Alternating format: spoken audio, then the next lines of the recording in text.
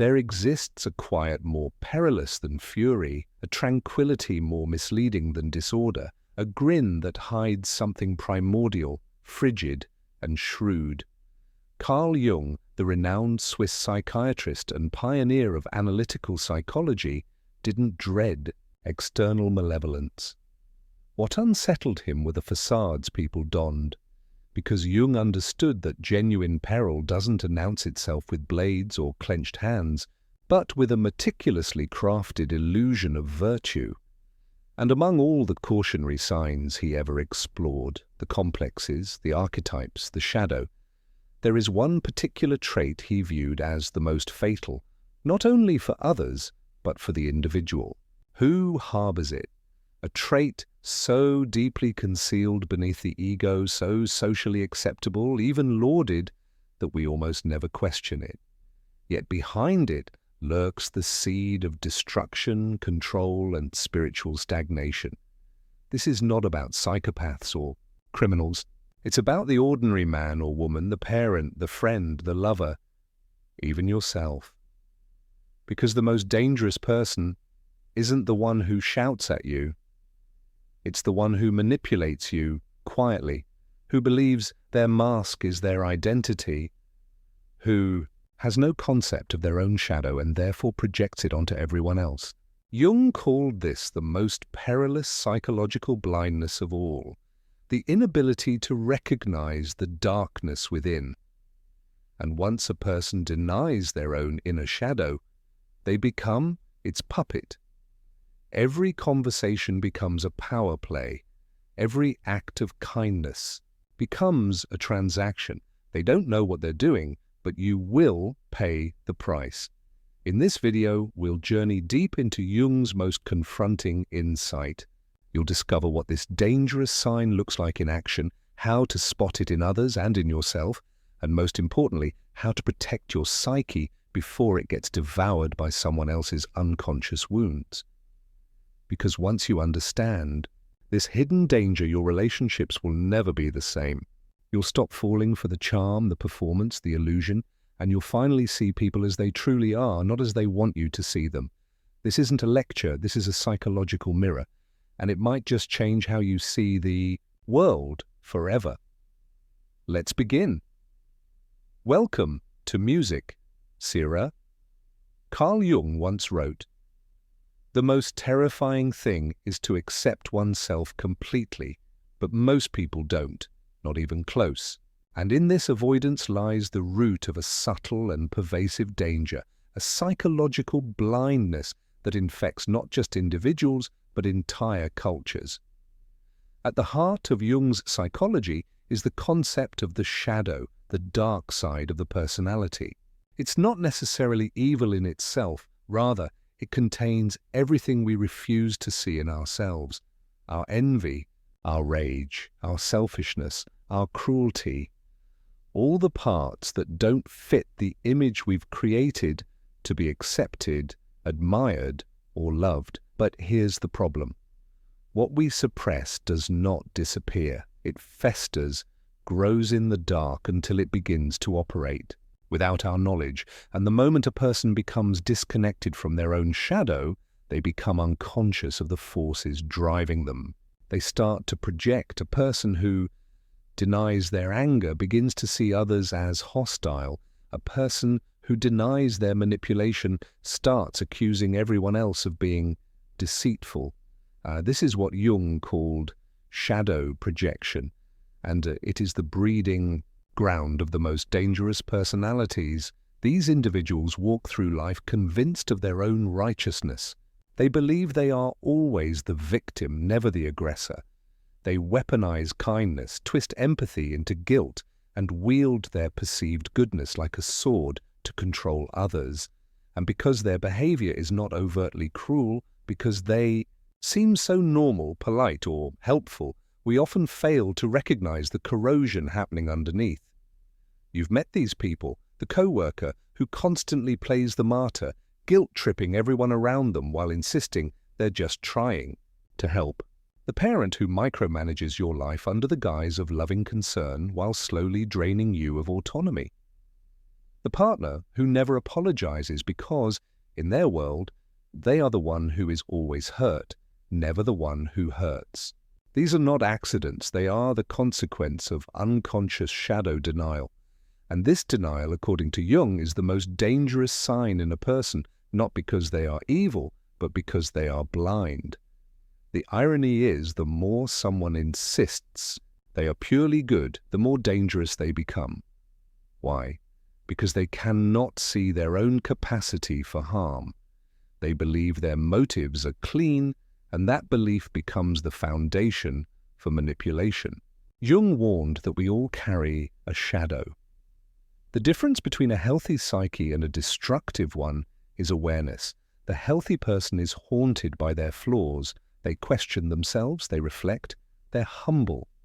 But the truly dangerous ones are convinced they have none. Jung once said that people will do anything, no matter how absurd, to avoid facing their own soul. And when someone avoids their soul long enough, they lose the ability to relate honestly. Their conversations are veiled, their relationships are transactional. They use charm instead of truth, control instead of compassion. They don't know they're doing it. That's what makes it so frightening. And when someone like this enters your life, you'll notice a slow erosion of clarity. You'll feel constantly wrong, even when you're right.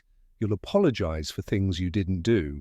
You'll second-guess your reality because their unacknowledged shadow will bleed into you, and you will carry the weight they refuse to bear. Jung believed that the world's suffering stems not from deliberate evil, but from unconsciousness, from people who refuse to look in the mirror, who confuse politeness for virtue, who talk about love but know nothing of integration. And the danger isn't just in others. It lives in us too. Because the more you repress your shadow, the more you project it outward. You become cynical, judgmental, paranoid. You begin to see demons in everyone else while failing to notice the one whispering inside your own head. This is why shadow work, real shadow work, is so rare. Because it is brutal, it is humbling, it requires you to face the ugliest parts of yourself and not flinch. But it is also the only way out of unconscious manipulation.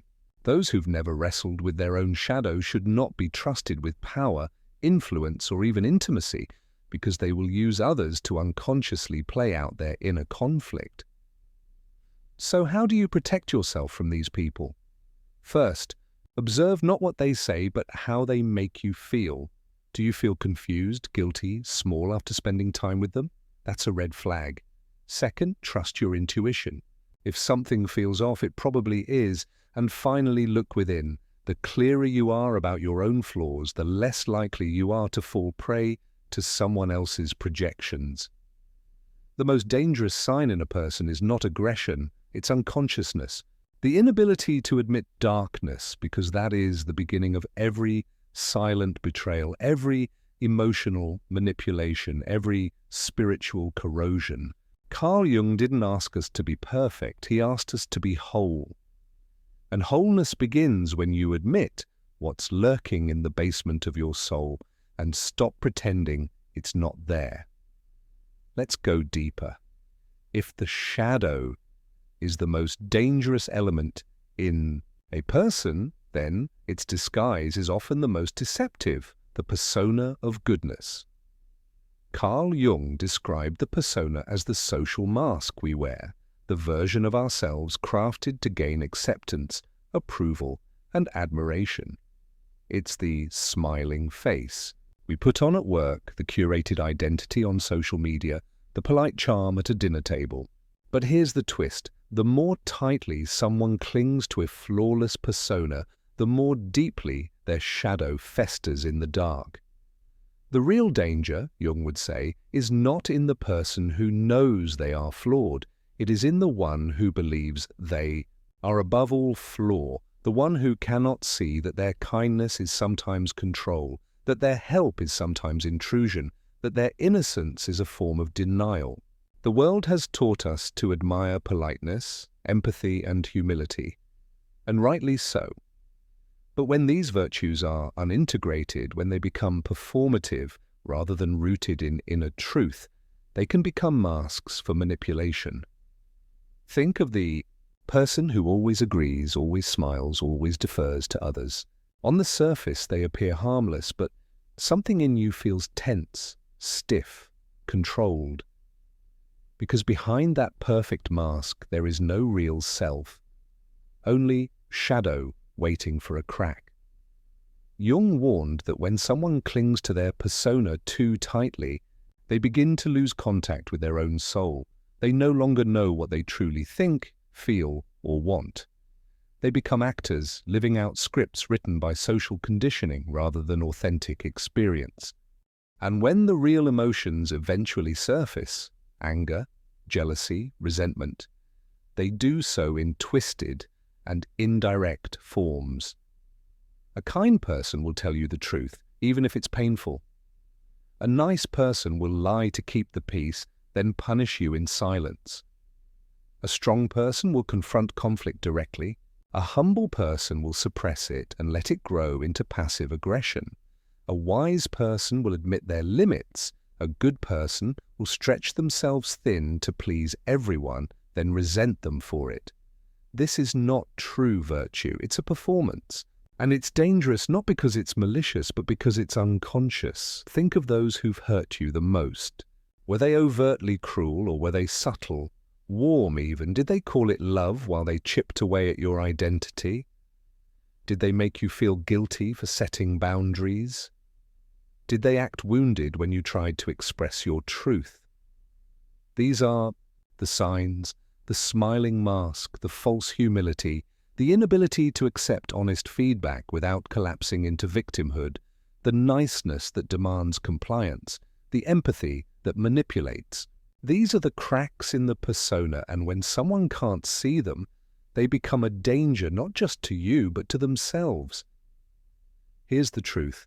Jung pointed to, your persona is not who you are. It's a strategy, a survival mechanism, a necessary illusion in a world that demands conformity. But if you don't question it, if you start believing it's your real self, you begin to lose your center. And when someone has no center, when they live entirely through the approval of others, they become dependent, needy, fragile, easily threatened. They cannot tolerate disagreement. They avoid discomfort at all costs. They suppress the truth. And when their shadow finally erupts, it does so without warning, without control, and often without remorse. This is why Jung believed that individuation, the process of becoming whole, required us to dismantle the persona, not to become socially reckless, but to become inwardly honest, to risk being disliked in order to be real, to recognize that our darkness is not a flaw, but a feature of being human. Something to integrate, not destroy. When someone begins this inner work, something miraculous happens. They become less reactive, less manipulative, less performative. They no longer need to convince the world they're good. They simply live in alignment with their truth. And paradoxically, they become more trustworthy, not because they're flawless, but because they're conscious. This is what Jung called holding the tension of the opposites. The ability to carry both light and shadow, to be kind and firm, to be compassionate and boundary, to be generous and self-protective. These people are rare because it's hard. It requires deep self-honesty and the courage to let go of the approval of the world. So next time you meet someone who seems too nice, pause. Don't assume malice, but do observe. Does their niceness come with control? Do they shrink in the face of conflict?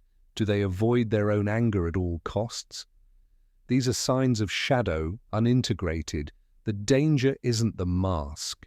It's the refusal to ever take it off. And you too must be vigilant with your own persona. Are you living as a mask? Are you afraid of showing your flaws? Are you performing goodness to avoid rejection? the more honest you are with yourself, the less susceptible you become to others' unconscious games. As Jung said, until you make the unconscious conscious, it will direct your life and you will call it fate. But you don't have to, because the moment you become aware of your own mask, you gain the power to see through everyone else's. Let's go even deeper. There is a particular kind of person who seems to light up the room the moment they enter. Their eyes are warm, their words are smooth, and they seem to understand you deeply, almost eerily. You feel drawn in, heard, seen.